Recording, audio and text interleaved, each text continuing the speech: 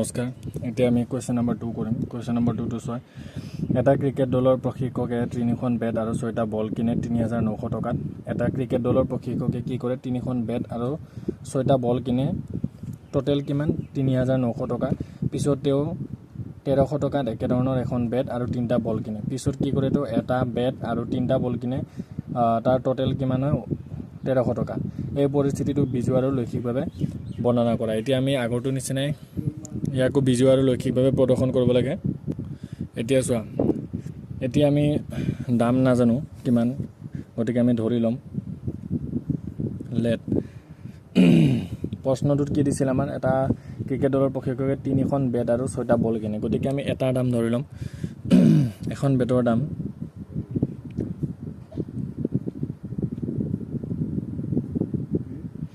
এখন বেটৰ দাম আমি 1 টকা বুলি ধৰিম তাৰছত আকৌ এটা বলৰ দাম ধৰি লম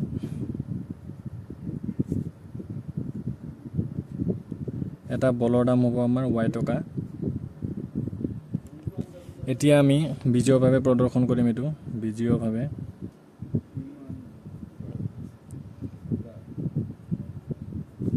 বিজয়ভাৱে প্ৰদৰ্শন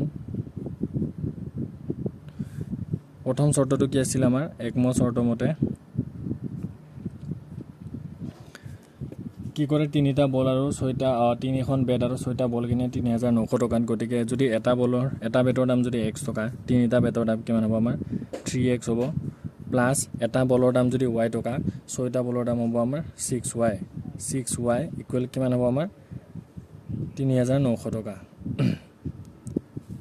এটো টকাটো নিদিলে হ'ব এটো আমি কোৱেশ্চন নম্বৰ 1 বুলি ধৰছো এটা দ্বিতীয় শৰ্ত মতে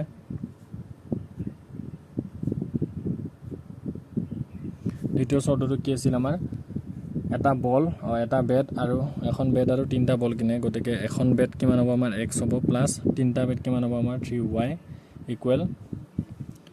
1300 এটোক আমি 2 নম্বৰ বুলি ধৰছো এতিয়া আমাৰ বিজয়ভাৱে প্ৰদৰ্শন হৈ গ'ল এতিয়া আমি লৈখিকভাৱে প্ৰদৰ্শন কৰিম মানে লেখ আকিব লাগিব এটা লেখ আকিবৰ কাৰণে আমাক তালিকা বনাব লাগে গতিকে প্ৰথমতে আমি 1 নম্বৰ ইকুৱেশ্যনটোৰ পৰা বনাম 1ৰ পৰা আমি 1 নম্বৰ ইকুৱেশ্যনটো কি আছিল আমাৰ 3x + 6y = 3900 এতিয়া আমি কি কৰিম 6y টো ৰাখিছো 6y ৰাখিলে 3x টো যদি আমি অপোজিট ফালে লৈ যাও কি হ'ব প্লাস আছিল মাইনাস হৈ যাব 3900 - 3x এতিয়া আমি y টো ৰাখিম y = 3900 - 3x এই 6 টো y লগত মাল্টিপ্লাই হৈছিল পূৰণ হৈছিল গতিকে যদি আমি অপোজিট ফালে লৈ যাও হৰণ হৈ যাব এটো 6 হৈ যাব এতিয়া আমি তালিকা যদি বনাও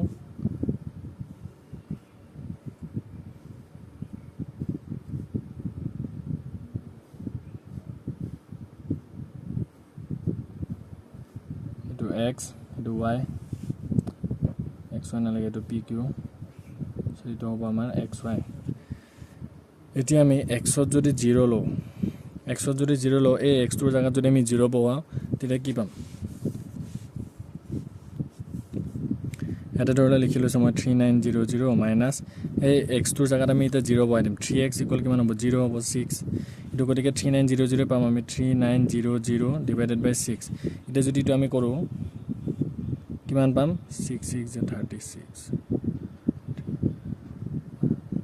আমি পাইছো 650 গতিকে যদি x ৰ মান যদি আমি 0 পাও y ৰ মান পাম আমি 650 এতিয়া আমি চাম y ৰ মান এতিয়া কি বহাব লাগিব আমি এটো p আৰু এটো q এটা আমি আৰু এবাৰ ধৰিম এতিয়া যদি আমি x ৰ মান কি লও x ৰ মান যদি আমি 1300 লও 1300 যদি লও এটো কি কৰিব পাৰিম আমি এটো হ'ব 3900 মাইনাস 3 আৰু 1300 যদি কৰো আমি কিমান হ'ব 3900 পাম আমি ডিভাইডেড বাই 6 এটো মাইনাস হকে 0 হৈ যাব 0/6 গতিকে কিমান পাম আমি 0 পাম গতিকে x ৰ মান যদি আমি 1300 লও তেতিয়া y ৰ মান পাম আমি 0 এতিয়া কোৱেশ্চন নম্বৰ ইকুৱেশ্যন 1 ৰ তালিকাটো হৈ গ'ল এতিয়া আমি ইকুৱেশ্যন 2 তালিকা বনাম ইকুৱেশ্যন 2 ৰ পৰা ইকুৱেশ্যন 2 টো কি দিছে আমাৰ x + 3y = 1300 এটুকু আমি সেম 3y2 ৰাখিম তাৰপিছত x টো যদি আমি অপোজিট ফালে লৈ যাওঁ প্লাস আছিল মাইনাস হৈ যাব 1300 মাইনাস x তাৰপিছত যদি আমি y2 ৰাখো কি হ'ব এটো 1300 মাইনাস x 3 টো y লগত পূৰণ হৈ আছে গতিকে অপোজিট ফালে লৈ গলে কি হৈ যাব আমাৰ হৰণ হৈ যাব এতিয়া আমি আগৰটো নিচিনা তালিকা বনাম আৰু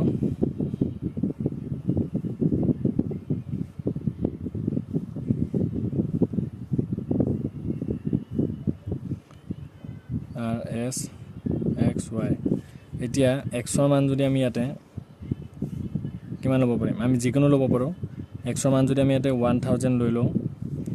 তেতিয়া কি হ'ব এটো 1300 আছিল এইখিনি চাবা এটো 1300 মাইনাস x আছিল x divided by 3 এটা আমি x ৰ মান 100 লৈছো 1000 লৈছো 1300 মাইনাস যদি 1000 হৈ যায় ডিভাইডেড বাই 3 তেতিয়া এটো কিমান পাম আমি 300 ডিভাইডেড বাই 3 হ'ব এটো কাটিলে আমি পাম 100 গতিকে x ৰ মান যদি 1000 লও y ৰ মান আমি পাম 100 এতিয়া আৰু যিকোনো এটা মান যদি লও আমি x ৰ মান যদি আমি 400 লৈ লও কি হ'ব 1300 মাইনাস এটো হ'ব আমাৰ 400 ডিভাইডেড বাই 3 ইয়াৰ পৰা গলে এটো পাম আমি 900 তাৰপিছত এটো 3 এটো যদি আমি এটা কাটা কাটি কৰো তেতিয়া কিমান পাম 300 পাম গতিকে x ৰ মান যদি আমি 400 লও তেতিয়া y ৰ মান পাম আমি 300 চোৱা এটো আমাৰ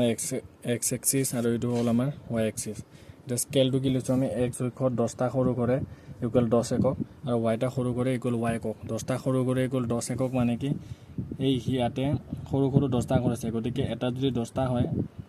10 টাত 100 টা হ'ব এখানে তো 100 200 এনেকাকে গৈছে আৰু সেম y axisটো আমি সেমে লৈছো 10 টা সৰু কৰে 10 একক এতিয়া ইয়াতে তালিকাৰ পৰা যি যি মান পাইছিলো আমি হেতু লিখি লৈছো p টো আমি 0650 আৰু q টো 13000 r টো পাইছিলো আমি 1000 আৰু 100 আৰু s টো পাইছিলো 400 আৰু 300 এতিয়া কি কৰিব লাগে এটা আমি প্ৰথমতে p টো চাম p টো আছিল আমাৰ 0 ক'ত আছে এটা আমাৰ 0 x axisত আমাৰ 0 থাকিব আৰু y axisত আমাৰ 650 থাকিব গতিকে 6 y axis হলে ওপৰৰ ফালে চাব লাগিব এটো 600 650 টকা আমাৰ এটো গতিকে এটো হৈ গল আমাৰ p নম্বৰ 0 650 এটা q টো আছে আমাৰ 1300 আৰু 0 গতিকে এটো 1300 তো আগত আছে গতিকে এটো হ'ব আমাৰ x axisত আমি 1300 ক'ত আছে আমাৰ ইয়াতে আছে আৰু এটাছত কি y axisত আমাৰ 0 লাগে গতিকে এটো হ'ব আমাৰ q কিমান পাইছো এটো আমি 1300 তো 0 পাইছো এটা আমি কি কৰিম এটো এনেকে লগ লগাই দিম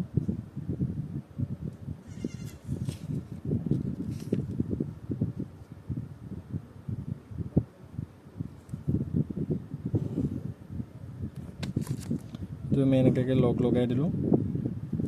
এতিয়া আমি এটা লিখি দিম এটো কি হয় আমাৰ এটো ইকুয়েশন নম্বৰ 1 আছিল গতিকে ইকুয়েশন নম্বৰ 1 টো কি আছিল আমাৰ 3x + 6y = 3900 আছিল এটা আমি q টো r টো চাম r টো আছে আমাৰ 1000 আৰু 100 এতিয়া 1000 আছে আমাৰ আগৰ 1000 আছে গতিকে এটো হ'ব আমাৰ x axisৰ 1000 এটো তাৰছত এটা পিছৰ 100 আছে গতিকে y axisৰ হ'ব আমাৰ 100 গতিকে এটো হ'ব আমাৰ r এটো যদি আমি লিখি দিও r = কিমান পাইছো আমি 1000